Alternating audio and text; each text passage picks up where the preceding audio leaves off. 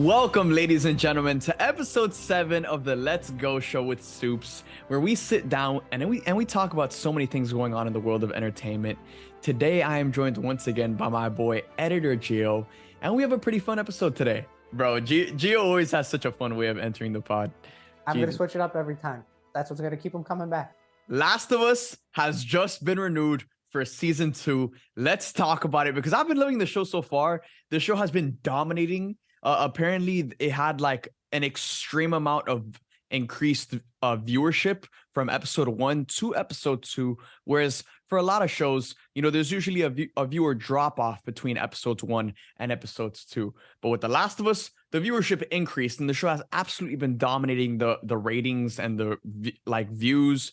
And it's been dominating everywhere. So now HBO has just announced that The Last of Us has just been renewed for season 2. And I think one thing that's important to remember is that the entirety of the first game is being adapted with season 1. So now with season 2, we are diving into The Last of Us Part 2. You kind of just had to be there because this was one of the most controversial, is one of the most controversial games in history. You know, this game takes some very big swings and makes some pretty crazy story decisions. I think there's some story decisions that are absolutely insane, but there's some that are absolutely brilliant. So now with HBO adapting The Last of Us Part 2, I think it's going to be very interesting to see the way they adapt this game, because HBO has already been through the controversy of Game of Thrones season 8. And after analyzing and seeing how controversial the game was and how, I guess, outraged a lot of fans were, I think HBO is going to take the time to truly, I guess, flesh things out a lot more to try to make a certain story decision not so damaging to the story of The Last of Us. That's probably a really bad way to put it. But, you know, if you guys have played the games, if you guys know what's up, you guys know exactly what I'm talking about, that there's a certain death that is going to outrage a lot of people. And I think, you know, with season 1 of The Last of Us so far, we're only 2 episodes deep. They've taken so many elements from the original game and have fleshed them out a lot more. And they've added to the story. They've added to the background of certain characters. And in some ways, they've built on what the game did and they've made it even better. So now as we move forward, you know, past The Last of Us season 1 with The Last of Us season 2, now that they're adapting The Last of Us Part 2, I think, you know, HBO is really going to take their time and they're going to flesh out the story a lot more. If I'm being honest, I wouldn't be surprised, and I hope this is the case. I wouldn't be surprised if they split up The Last of Us Part 2 with 2 more seasons. So like that, they don't have to cram the entirety of The Last of Us Part 2 story in one season. I think they should split it up into 2 seasons. But Geo, we're getting The Last of Us season 2. What are your thoughts, bro? Well, to kind of touch on what you just said about Part 2 came out and they're not going to want to rush it because they want more episodes. I'm pretty sure The Last of Us is making a Part 3 to their video games, which is coming out in 2025, 2026 or something like that. So it sounds to me like Craig Mazin and Neil Druckmann, they got a freaking game plan. They know exactly what they're doing. They know 100% the vision for this show. It seems to me like they already got spin-offs in their minds, because the way that the episodes are starting, Matt, where it starts off with like a little bit of like what was happening during 2003, because that's when the fungus pandemic took place. Like I said in the last episode, I've been dying to play the games since the first one came out. Can't get a PlayStation since all that time. So now I think it kind of benefited me because I'm going to be the one that's really enjoying the show, because every twist, everything that happens, I'm not going to know shit because I didn't play the game. So there's going to be a lot of more people out there like me that's watching the show that doesn't know what's going on. It's really going to appreciate it. So I think it's going to be great. No, dude, honestly, I'm kind of jealous of you, because even though I'm so grateful to have played the game and the game is fantastic and I think everyone should play the game, because, you know, the original, like the first The Last of Us, that is one of the greatest games of all time. And, you know, I'm kind of jealous because so many people are experiencing the beauty of this story for the first time through the HBO series. And, you know, as a Last of Us fan, I wish I could experience the story for the first time through like this series with, you know, again, kind of like you said, just being shocked at everything that happens with every reveal, with every scene, with every death. Yeah, I I can't wish I imagine could. watching a show where I know everything that's gonna happen. You know what I'm saying? Like I can't Mhm. imagine that. Like that goes to show you how good the game is, though, because people Yeah. know what's gonna happen after each episode, even though there's little tiny, teeny differences just to make it better for live action. But Mhm. everyone so far, it's only 2 episodes. They might change it up. Knows what's gonna happen. They're going beat for beat. So it's like that goes to show you how amazing the show is being made and how good it is and how great the actors are, because people know what's gonna happen in it and they still want more. They still want to watch it all over again. They want to relive that experience of playing the game again. Yeah, no, for sure. But no, it's great. It's great to see a game getting just such mainstream love. You know what I'm saying? Because there's so many great games out there that have never been loved, by I guess the entire world, the way the entire world is loving The Last of Us right now. Because the game is just great, but in the space and medium of gaming. And there's nothing wrong with the space and medium of gaming, but I kind of love to see you know just I love to see amazing stories appreciated, and the more people appreciate the stories, no matter through what medium it is, the better it is overall for the rest of the fandom, because then it's more people to join in on the conversations, better conversations to have, and it's just exciting because you got more people to look forward to something with. It feels good to have a video game adaptation that's actually slamming. It's actually good, Yeah, like finally, really, bro. really good. You know what I mean? Hmm. Like I can't remember one video game adaptation that was good besides Sonic Part Two. I didn't even really like the first one. I just loved the second one for some reason. I don't know why. Dude, With I'm Jim a Carrey. sucker. I'm a sucker. I'm a sucker for the Sonic movies. I love Jim Carrey so much. He is Jim so good Carrey. as Eggman. Jim Carrey was born to play Eggman. Guy is Eggman, bro.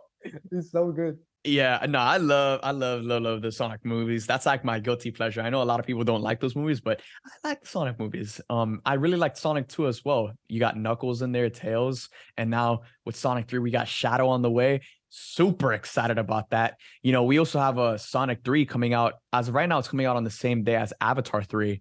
So Avatar 3 better watch out, because I don't know if it's gonna make that crazy money with it releasing on the same day as Sonic 3. You know what I'm saying?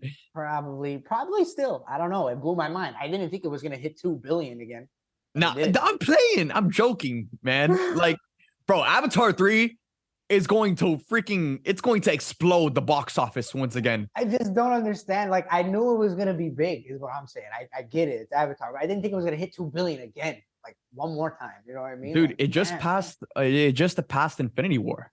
It just Oh passed my god. Infinity War. So, yeah, the fact that Avatar the Way of Water is one of the highest grossing movies of all time, surpassed $2 billion. I think it's number 5 on the all-time highest grossing list.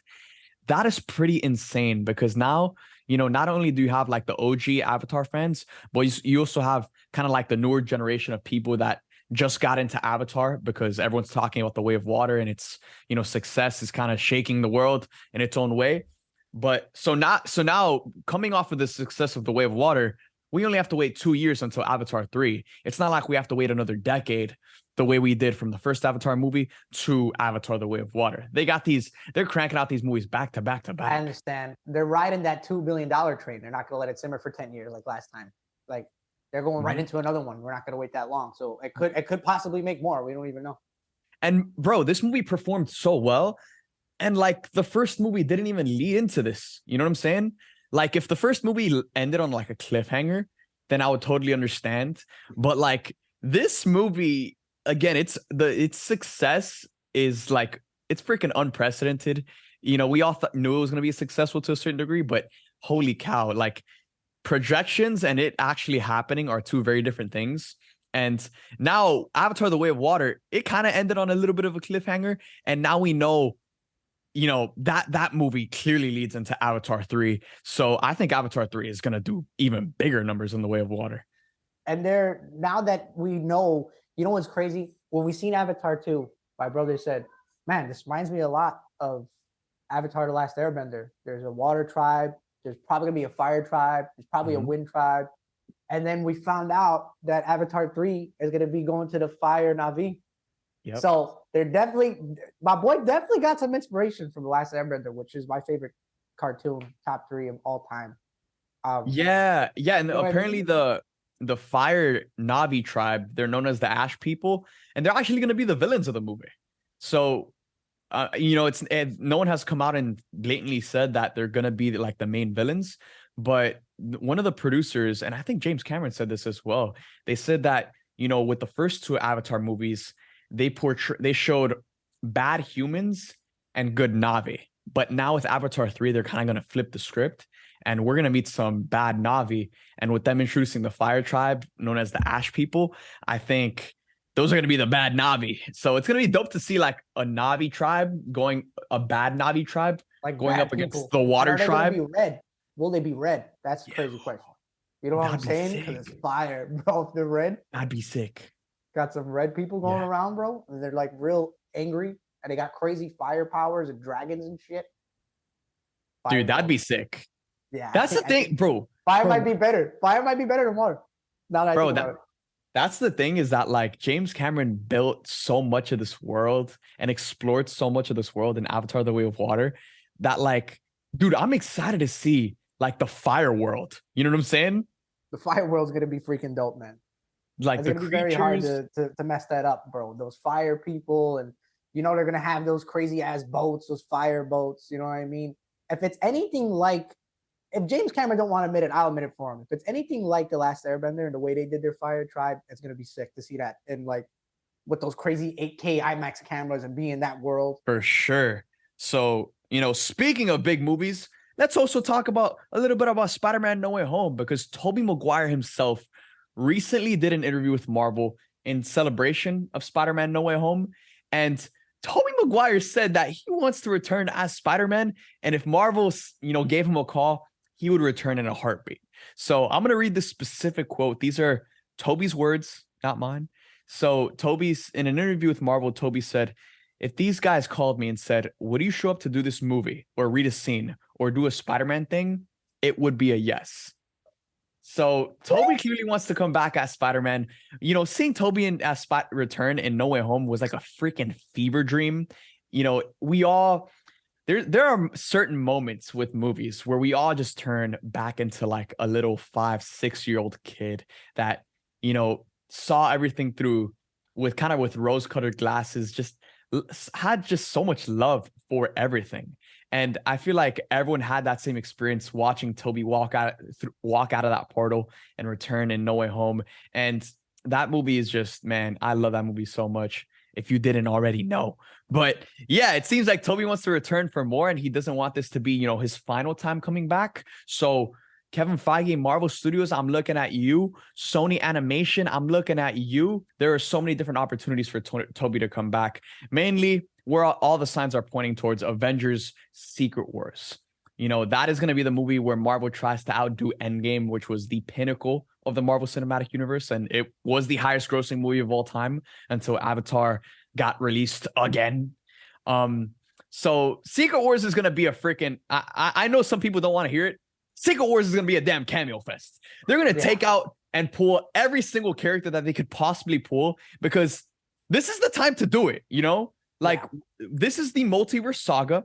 And after this, you know, era in the MCU, we're going to move on to different things. We're going to move on to the mutants. We're going to move on to other storylines. So right now is the perfect point in time to bring back someone like Hugh Jackman as Wolverine, to bring back Tobey Maguire as Spider-Man, Andrew Garfield as Spider-Man, Robert Downey Jr. as Iron Man, Chris Evans as Captain America, Chris Evans as Johnny Storm. Like, there are so many different opportunities.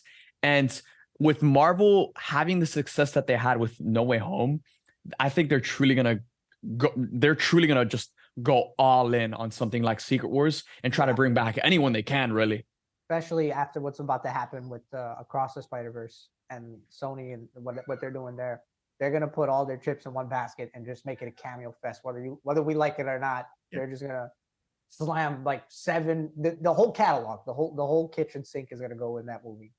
And while who's not going to want to see that, I kind of hope that they can find that balance that they did with Endgame. I don't doubt that they'll be able to do it because they did it before. They did it with Endgame. They did it with No Way Home. But to have that many characters in one movie, somebody's going to get the shaft. Someone's not going to have a good arc. Someone, you know what I mean? That's a lot of character. That's going to be really interesting to see. And plus, we got such a short period of time to build up to that. You know what I'm saying? Like, it took us a long ass time to get Endgame. Like, it seems like Secret Wars is so close and far at the same time.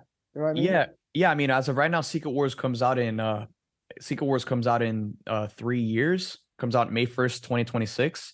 And even though it does feel like a small amount of time, because it is, for Endgame happened in 3 years ago, and now in another 3 years, we're going to be at the next Endgame level event.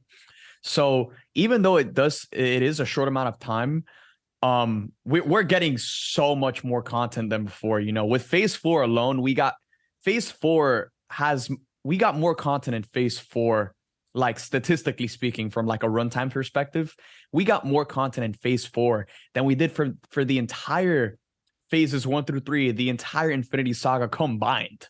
So we are getting so much content, and I think with Phase 5, that's why I think a movie like Ant-Man and the Wasp Quantumania is so important, because with Phase 5 and things are going to get amped up to another level with Phase 6, I think Marvel is really going to start to have that cohesion where every single project is leading into the next, and it's just this never-ending hype train building up to Avengers: The Kang Dynasty, which will then lead into Avengers: Secret Wars. I feel like Ant-Man, like you said just now, Ant-Man and the Wasp Quantumania is like make or break for me personally. I'm talking myself. Mhm. Ant-Man and the Wasp Quantumania, depending on how that movie goes and the way I'm imagining it being, is make or break. If it makes it, I'm so excited. If it breaks it, I'm kind of like diminished a little bit. Because like you said, they went for quantity this time around. They really freaking just put out a bunch of stuff, a lot of stuff with the Disney Plus, with the Marvel shows and all that, and even like the Warners, the presentations like Werewolf by Night and all those other presentations that came out. They put so much things out there that honestly, I think it's better to just focus on the story, and I think that's what they're doing. Because didn't they say that they were turning Armor Wars? It was supposed to be a show. Now it's going to be a movie.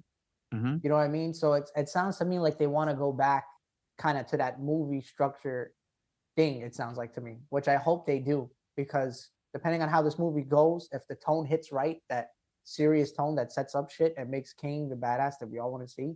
One of the things about Phase 4, and I think this was the most important aspect of Phase 4, was Marvel reloading their universe. Marvel introduced so many different characters with Phase 4. Shang-Chi and all of the characters that come with him, the Eternals. Oh my gosh, my mind is blanking me right now. But, you also have Echo, Miss Marvel, She-Hulk, Moon Knight, like Daredevil. Daredevil as well. Monica Rambeau. Like, there's so many different characters that Marvel reloaded their universe with Phase 4. So now looking at Phase 5, Phase 5 isn't really introducing any more crazy characters if we're just going based off of the title characters for these projects.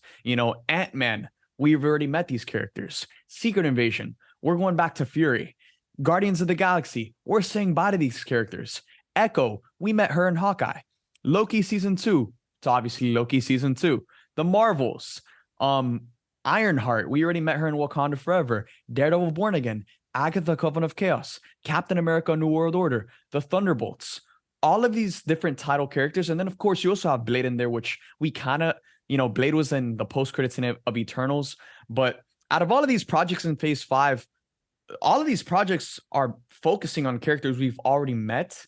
So it's not like, I feel like, again, Phase 4 was all about introducing characters and reloading their universe. It was a reload phase for Marvel. And now we're really going to start to fire, and we're going to start to go on, we're going to start to go on adventures with these characters now that the universe is reloaded. And now it's going to all finally start to intertwine with each other. And again, we're going to continue to build to Kang Dynasty and Secret Wars.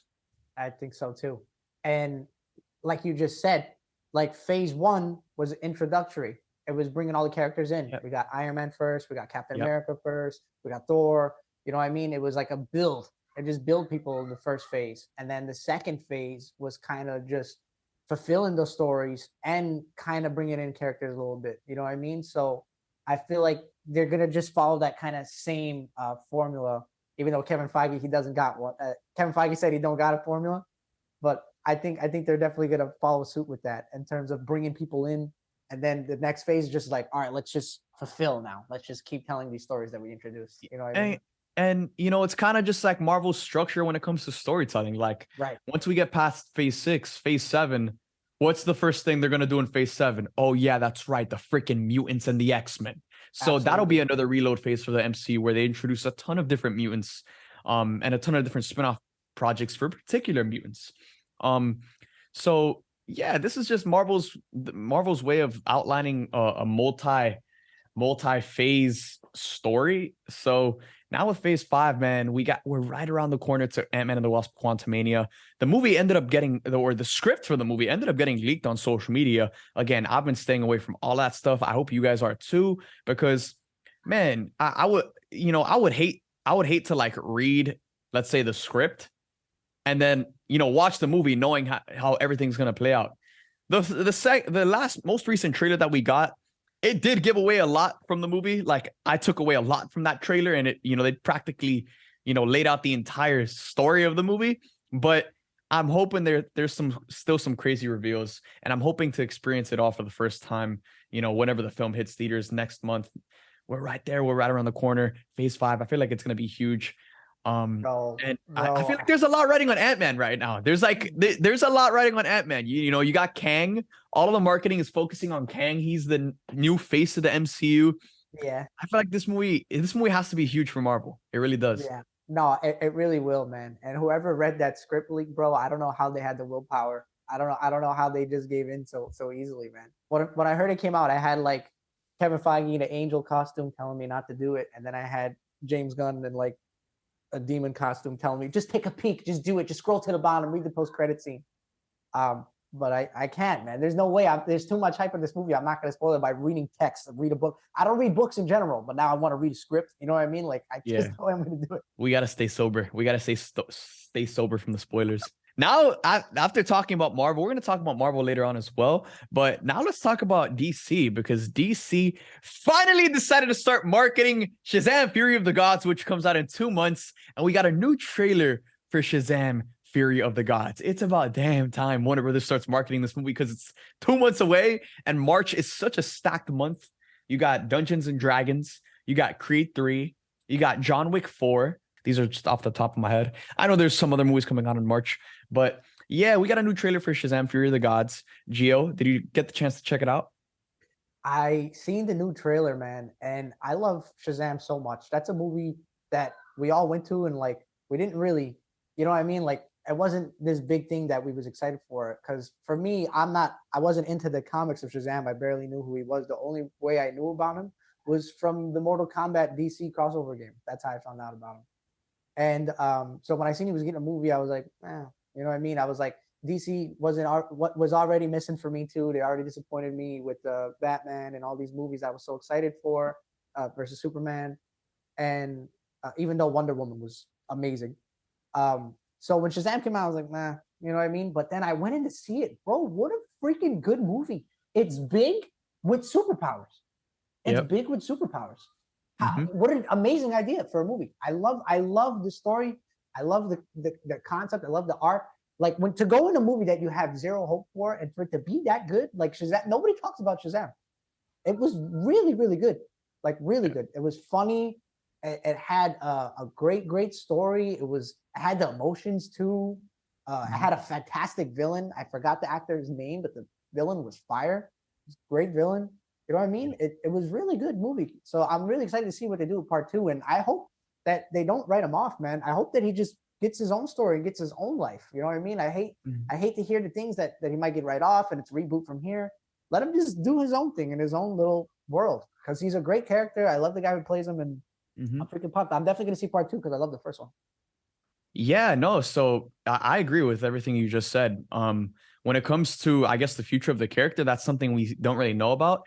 And this has been a huge topic of conversation when it comes to a movie like Shazam, because I've been seeing just a lot of the sentiment of like, yo, why would we go watch this movie? It's pointless because, Shazam is going to get rebooted anyway. But, when did a character have to have a future in order for us to go watch a movie and spend time with the character? You know what I'm saying? I never watched the OG Fantastic Four movie or the Tobey movies to like think about a potential future. No, I just wanted to go and have fun with these characters for 2 hours. And guess what? If Shazam makes a lot of money at the box office, then guess what? We are going to see more Shazam in the future. Everything, when it comes to DC, Their future is dependent on the money that is made from their movies. Plain and simple. Guess what? Black Adam once had a future, and then the film did not perform well at the box office, and that changed. Henry Cavill's Superman, he once upon a time had a future, but Batman versus Superman didn't perform the way Warner Brothers wanted it to. Justice League was obviously an abomination, and that wasn't necessarily because of the quality of the movie. It was more so the mismanagement of Warner Brothers, of the entire property by Warner Brothers. So now when it comes to the future of Shazam, if this movie makes $1 billion at the box office, then guess what? I guarantee you that they are going to make the changes they need to make and make sure Shazam has a future in this universe. Now, even if that's not the case, I'm still looking forward to going and spending time with Shazam come March with this movie. I think this movie is such a step up from the first film in so many different ways. Not only do we have 3 main villains who are all played by very talented actresses. You have Rachel Zegler, you have Lucy Liu, you have freaking Helen Mirren. And all 3 of them, they're like the daughters of Atlas. I believe that's like their name in this film. They're the daughters of Atlas. And then on top of that, you have an entire movie that is focused on the Shazam family. So the first movie kind of focused on Billy and his story and his kind of like coming of age and learning how to use these powers for good.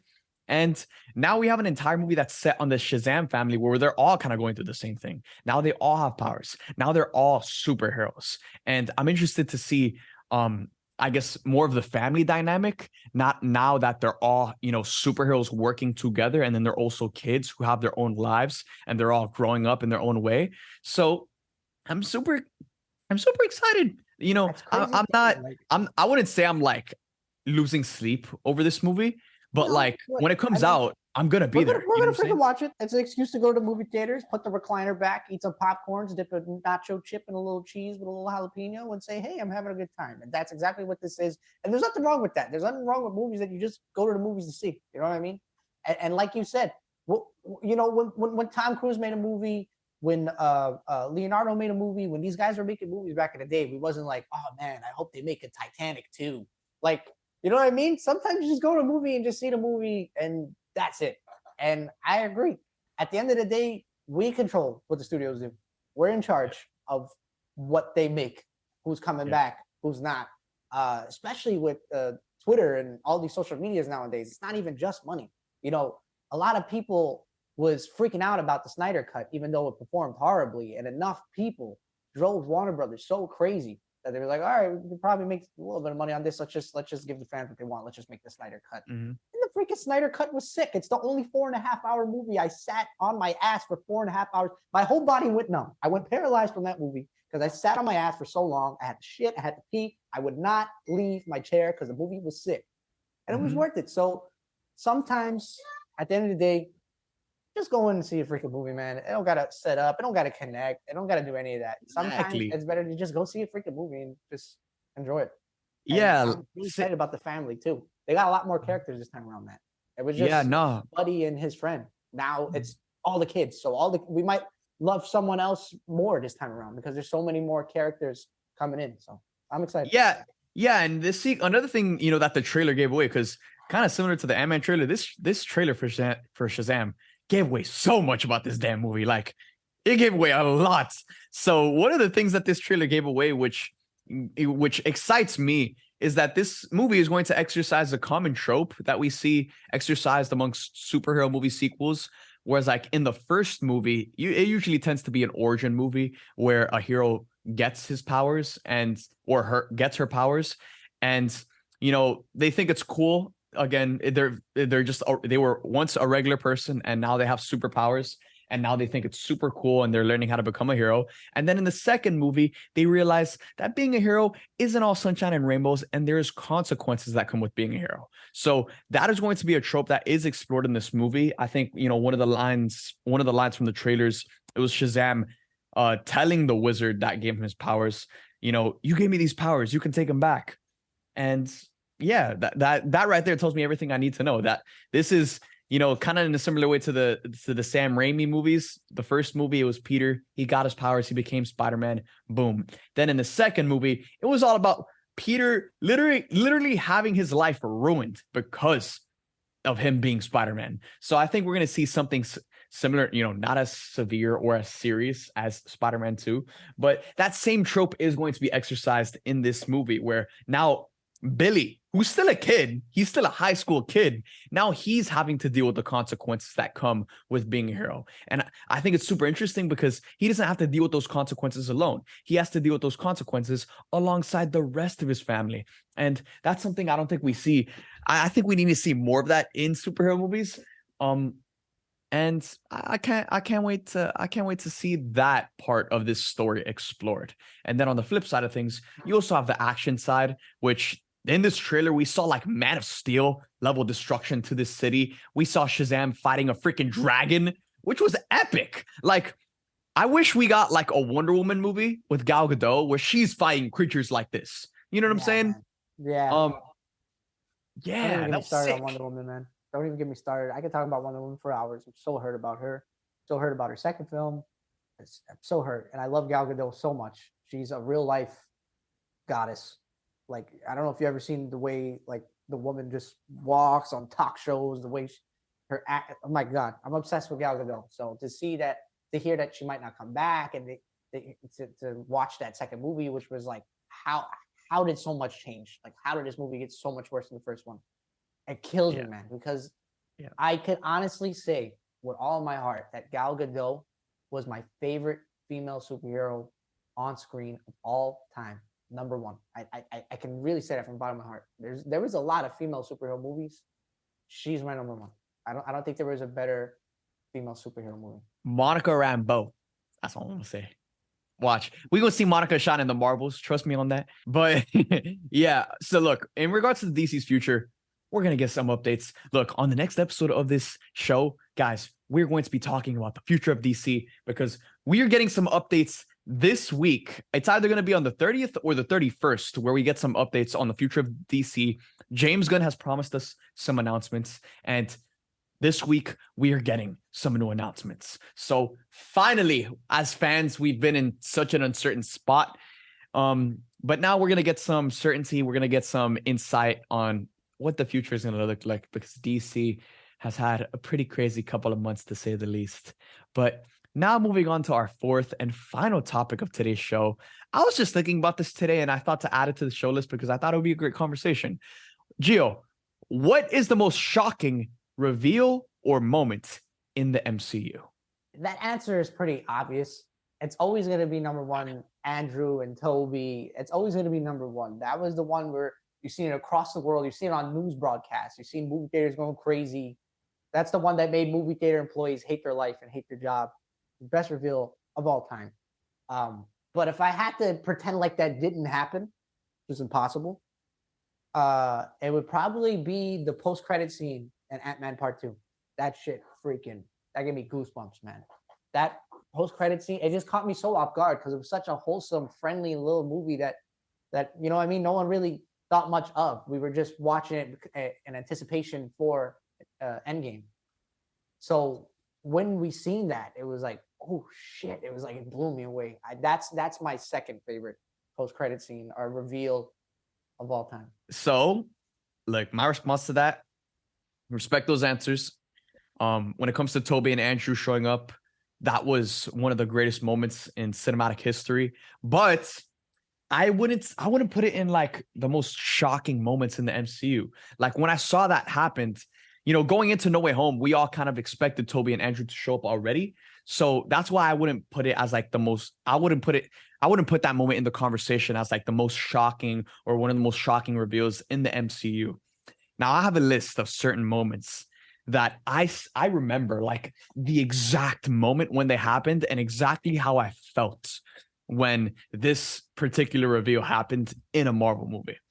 The first is when Red Skull was revealed in Avengers Infinity War. First of all, the execution of this scene was perfect. The way Red Skull just, there's this mysterious figure floating, and Thanos and Gamora are approaching this figure because they're guarding the Soul Stone.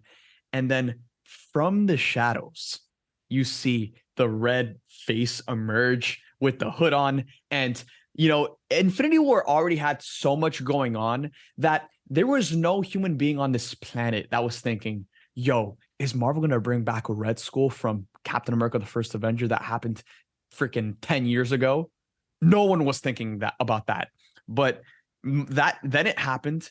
And I remember like when you see the red come out of like the dark shadows, I was like, dude, my jaw dropped, dude. I was that was such a like that was such a vivid memory because I was just like my jaw was on the floor already. Again, like I said, everything. So there was so much going on in Infinity War, but the fact that they snuck that in there was freaking insane. Yeah, Now, that was pretty sick. look, another moment, and Better be what I'm thinking about with that shirt on right now. Nah. Look, I got, and we'll talk about a little Cap moment as well. But I have three more moments I want to talk about. The next, which I think this is either equivalent or right under the Red Skull scene, but dude, it's the reveal in Homecoming where Vulture is Liz's dad. Like, we get this super wholesome montage of Peter getting ready to take Liz to Homecoming, and it's like super wholesome, and we have like this super upbeat music, and then Peter approaches the door and he rings the doorbell, and then literally a hard cut as freaking Michael Keaton's Vulture opens up the door. And I remember when I watched this for the first time, I was thinking, dude, did he capture Liz? Like, is Liz in trouble? But no, you quickly realize that he's just her dad. And that was such a crazy reveal. I remember my theater just jaws on the floor all over my theater. And yeah, that was just such a great reveal that I didn't expect. And it took a turn for the better because then we got the car scene. That freaking moment, bro, when they're in the car and it's just so intense. Everything they're saying is like subliminal messages to each other, and she doesn't even know what's going on. Bro, I was shitting myself when that guy opened the door. I totally forgot about that. That was crazy. My theater was they're making all kinds of sound effects. They didn't know how to feel. You know what I mean? We didn't know how. Like, that was the most gotcha moment Marvel probably ever had. Like, no one was expecting that. I can honestly say no one said it's probably his dad. No one thought that shit. That was crazy. Dude, yeah. Shout out to John Watts. Like, that car scene, the way the tension, you were like sinking in your seat as a fan. You were like, oh my God. Liz is like outing him, pretty much outing him as Spider-Man. And, you see Michael Keaton's, you see Adrian Toomes kind of like realizing it, and he's giving Peter these like dirty looks in the mirror. And you're just like, in your head, you're like, Liz, shut up. But then it's all happening and it's all super subliminal. But yeah, dude, that scene is fire. I love that scene so much. I love Homecoming. I really like Homecoming. So look, next we got Thanos snapping. At this point in time, this was unprecedented. We never expected or have seen the Avengers really truly lose. We've seen the Avengers get knocked down before. It happened in the first Avengers movie. It happened in the second Avengers movie. And going into Infinity War, a lot of us, we knew Avengers 4. We knew that Infinity War was filmed back to back with Avengers 4. But a lot of us were wondering, is Thanos even the villain of Avengers 4? Because if the Avengers defeat Thanos in Infinity War, then, who's going to be the big bad of Avengers 4? And at that point in time, that was a huge topic of conversation. There was people bringing up Annihilus. There was people bringing up Kang. There was people even bringing up Ultron. Like, people were bringing up, like, could Ultron come back? So there was the villain of Avengers 4 was a huge topic of conversation at the time because, we hadn't seen Infinity War, and we thought, oh, okay, so this is going to be, a really big Marvel movie that where the Avengers finally go up against Thanos, and then that is going to lead into an even bigger Marvel movie that we know nothing about. But that wasn't the case. Thanos showed up. Infinity War was his movie, and he completely wrecked shop, and the movie ended. And it was shocking because, throughout the entire, and when it comes to Marvel movies, again, usually we see the heroes lose at some point in the second act and then they come back. But with this one, it was like they lost and then the credits rolled and you're just like, whoa, dude, Spider-Man just died. What the hell?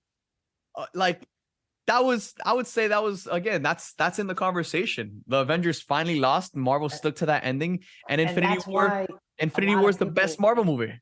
That's why a lot of people put that movie in their number one MCU Marvel movie of all time, because it was the only movie that had the balls to say, nah, it was like a comic. It was like finishing a comic and it just ends. And there's no like You know what I mean? That's what it was. It just freaking ended, and they're dead. That's it. That's what caught everyone off guard, was that amazing ending and the serious tones of it and how serious it was. And it was so good, man. Yeah, That no, feeling of love just Infinity seeing War. Peter die and crying like that, bro, and just freaking out. I don't want to die, bro. Mr. I was Stark. tearing up. I was tearing up, bro. I feel so bad for the guy. Look, and then the final moment I want to bring up when it comes to this conversation is Thor arriving in Wakanda. I don't know why, like I just did not expect Thor. Like when the Bifrost hit the floor in Wakanda, I just did not expect it to be Thor. It was only until Stormbreaker came out and I was like, oh my God, it's happening. Because throughout Infinity War, you're following so many different groups of characters. You're following, Star-Lord, Gamora, Drax, Mantis. Then you're following Thor, Rocket, and Groot. Then you're also following Tony Stark, Spider-Man, and Doctor Strange. Then you're also following, Captain America, Black Panther, Vision, Wanda, that whole crew. And then you're also following Thanos as well. So Infinity War, you're jumping around so many different times. And, throughout the entire movie, you're not really thinking like, yo, is Thor going to show up on Titan? Is he going to show up here? You're not really thinking about that. You're kind of just watching the characters go on their adventure as they're experiencing it. And yeah, when Thor finally arrived in Wakanda and you had the Avengers movie, the Avengers music blasting at like the maximum volume, and then you see Thor really truly power up, and we see the most powerful version of Thor we've ever seen, and he just drops the hammer and he delivers that line in perfect fashion. Bring me Thanos. That was the moment where you're finally given hope. Because throughout this entire movie, Thanos is just wrecking shop. And then Thor shows up out of nowhere and has this amazing moment. And you're just like, oh, yeah, we back. Thanos, what's up now? What's up now?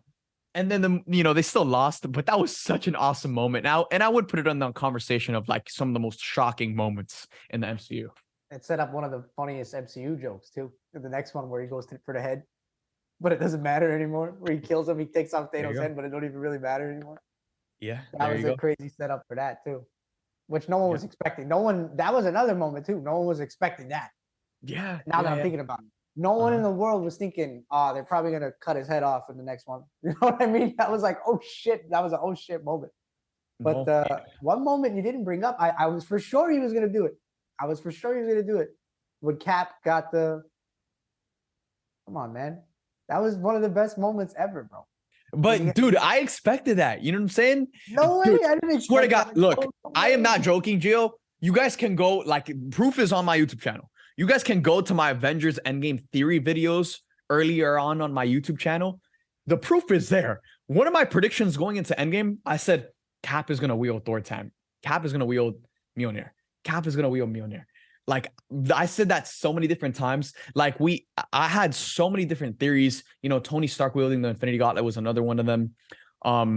Yeah, like that was a big thing that a lot of people wanted to see. So when it happened, again, similar to Toby and Andrew, I wasn't really like shocked. Like, I wasn't really caught off guard, because going into the film, I already thought that was a huge possibility for it to happen. Now, all of the other moments I just described, like zero possibility, like going into these movies, zero possibility of these things happening. And that's why I was so shocked by it. But when it comes to Cap lifting Thor's hammer, obviously that's one of the best moments in the MCU. Obviously, that was such a fantastic moment in Avengers Endgame. And obviously, I lost my mind and I went crazy. But again, there was also a part of me that was like always expecting that to happen. But when it actually happened, it was still just as sweet as, as the way it happened in my dreams.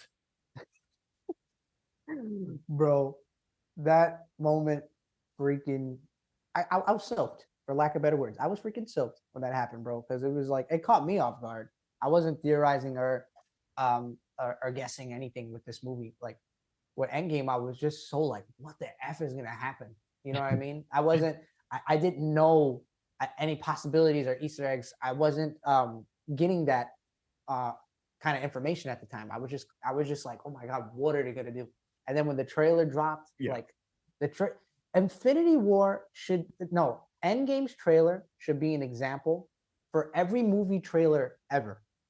Every movie trailer in the world should be modeled as the Avengers Endgame trailer, where it tells you nothing but gives you everything you need to know and excited to get into the movie. The trailers are giving away too much. We talked about it last one. You talked about it just now on this one, and I'm bringing it up again. Let's make a freaking movement or something, man. Let's change the way these production companies are making trailers, bro. They're giving away too much shit. There's so many trailers that I seen so much trailer, like, I don't even want to see the movie anymore because I know how it's going to go. And then it ended up going the way I thought it was going to go because they show way too much, man. They got to freaking pump the brakes and tease us more. You know what I mean? Yeah. Look, let's make trailers less revealing, more mysterious. And let's make movie posters great again. Let's make movie posters great again. Less floating head posters, please. Let's slow down on the floating head. Floating heads can stay. They don't gotta leave. They don't gotta die. Bro, the thing is that movie posters should be art. Movie posters should 100%. Be art. I mean, there's so many amazing movie arts that I want to hang on my wall. Yeah. Floating head is like a movie standard, you know what I mean? So you can see all the A-lists that are gonna be in the movie. Mm-hmm. But the floating heads don't gotta die. They just gotta simmer them down a little bit. Like, floating heads should only be in the movie theaters when you're walking in to see an upcoming show that's coming out and you want to know who's in it. That's it. It should never leave that. It should never hit the internet. It should never go past that because it's just like we're tired of it. Give us better movie posters and give us better movie trailers. By better, we don't need better quality. We don't need fancier storytelling. We don't need better effects. How about this? Give us a movie trailer with no effects in it. Give us a movie trailer. Just give us a movie trailer that teases us, man. Like, bro, in the 80s, the trailers were so simple. One boy, an alien, E.T. in theaters, so. Like, you know what I mean? Like, they didn't say, a phone home. Like, you didn't see any of that shit in the trailer. Like, no, it didn't even make sense. Like, there wasn't Easter eggs, nothing connected. It was just like, there's a man in a world coming out. Go see it. People went and see it. People were making a lot of money back then. So why can't we just go back to that? Yeah, I agree. I agree completely. Too much, Matt. They're giving us too much, Matt. They're ruining. We have to intervene. That's the thing. I'm just gonna make my own movie myself, or movies myself, and then when the posters are nasty, when the trailers are mysterious and don't give away the entire movie, then we can hop on this podcast for episode 1,000 or episode whichever episode we're on by the time that all happens and comes to fruition, and we will be like, guys, go back to episode 7 of the Let's Go show, and we're gonna say we told ya. Yeah. No, we got to make some kind of movement. Until that gets made, we should do something in the meantime. I've seen so many fan trailers that are better than the actual trailers that come out, though. So many. YouTube's killing it with the fan trailers right now. Those guys need jobs. Take whoever's in business right now in Hollywood. God bless you. Keep doing your thing. I hope you keep making money. Keep your job forever.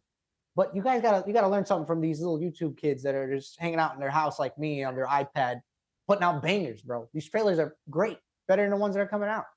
They're revealing too much shit, man.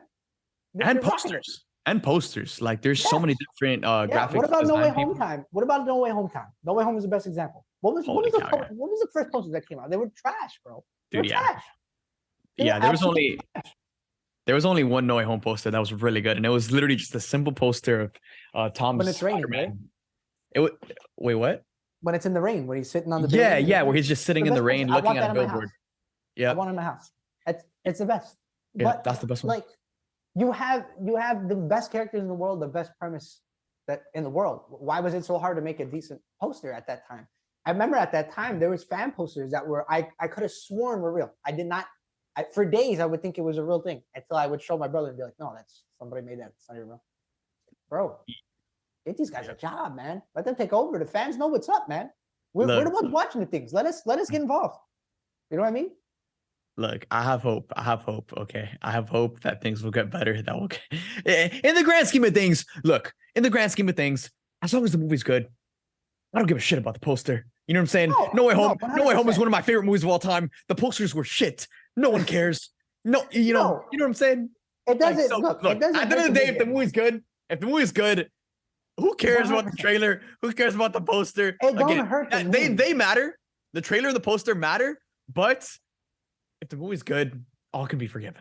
It don't hurt the quality. It doesn't hurt the quality. The quality still, it doesn't diminish it at all. It just changes how hard the story impacts. That's all I'm saying.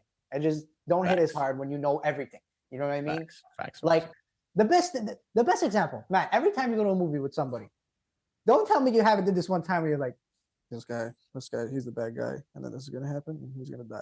You know why you did that? Because you watched the trailer, and you put 2 and 2 together before you see the movie. You know what I mean? I miss that mystery. Like, bro, what the F is going on here? I don't know what's going on. Pass me the popcorn. I'm shitting my pants. I miss that shit, man. Yeah. That's all I'm saying. I see what you're saying. But yeah, guys, let us know what you think about, everything we've talked about in today's episode. Let us know what you think about The Last of Us getting renewed for season 2, Toby Maguire. Let us know if you want to see him come back as Spider-Man. I think I already know the answer to that. Let us know what you think. What are your thoughts on the new Shazam, the new trailer for Shazam: Fury of the Gods? Are you guys hyped for that movie? Let us know what are you most excited to see, and if you're not hyped for the movie, let us know why. And then finally, our final main topic, which was what is the most shocking reveal / moment in the MCU? Let us all know in the comment section down below or across our social media channels. We'd love to engage with you guys. So again, thank you guys for tuning into episode 7 of the Let's Go Show. New episodes drop every Saturday. So we'll see you guys next Saturday for episode 8. Thank you guys for tuning in. We love you guys 3000, and we'll see you guys next Saturday. Let's